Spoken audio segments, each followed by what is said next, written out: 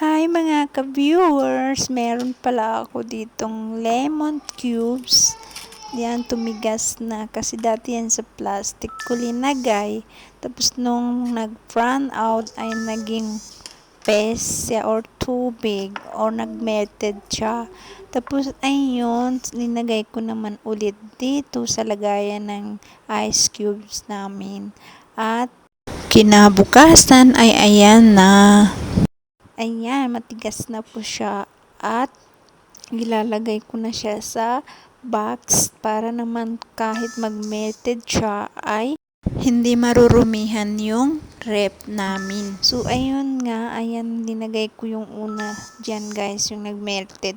Tapos, ayan, matigas na yung nasa box. At ito naman ay idadagdag ko na lang dyan kasi ayan yung nag-melted. Tapos, ice ko muna bago ko ilagay dito sa box.